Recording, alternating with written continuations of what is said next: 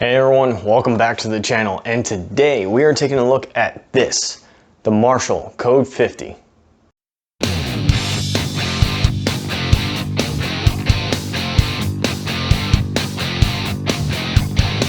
So if you are new here to the channel, please by all means go ahead and click that subscribe button down there. It's free, doesn't cost you anything, and it really helps me out a lot. And for those of you who are returning, you guys are awesome. Thank you very much. So today we are doing something a little different. We don't have a guitar review, this is an amp review. And this is the third amp that I've ever owned. The first one, I honestly could not tell you what it was such a long time ago. The second one is a GT Mustang G4, I think it is. Still have it somewhere in this house. But this is the third amp that I've ever owned, and it was probably, depending on how things go, maybe the last amp I ever buy. For a couple of reasons. One, because this thing is absolutely amazing. And two, I'm kind of getting into more of the amp sims / plugins. It just kind of suits my play style a little bit better and convenient wise as well. But what about you guys? Are you hardcore into actual physical amps, or are you looking more into the amp sims and plugins? Let me know in the comments down below. But today we're going to take a look at this thing, and this digital amp really is something special. It has something for all kinds of players, not just your heavy rocker, metal player or anything like that, but it does have some awesome acoustic settings or presets, and it has just about something for everyone.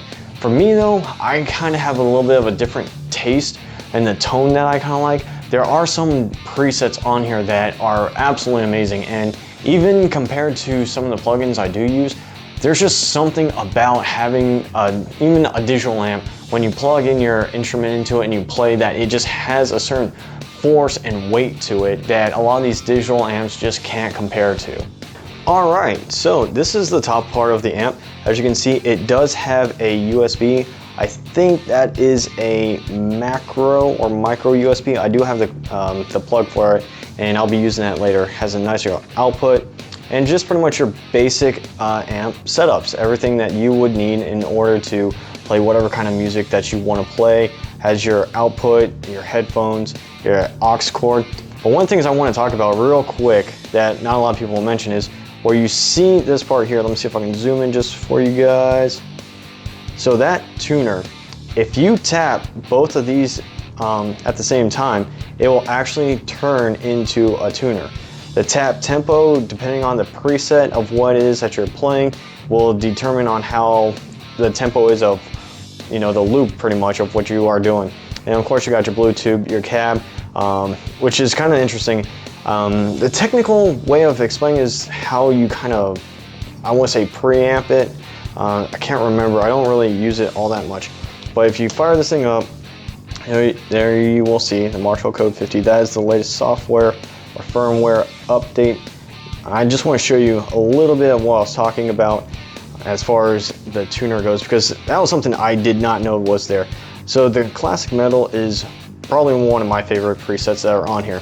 But you come over here, you click both of these at the same time, and there you go. You have a tuner right there in the exit. Just click the exit right there, and you're back into the amp settings.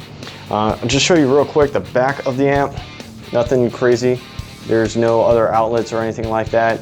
It's just your main power outlet. But it is a digital amp. It has one 12-inch speaker in there. But for today, I will play through some of the presets, just kind of showing you a little bit of flavor of everything. And I'm going to be using it through the USB straight into my computer. All right, well, I'm trying something a little bit different.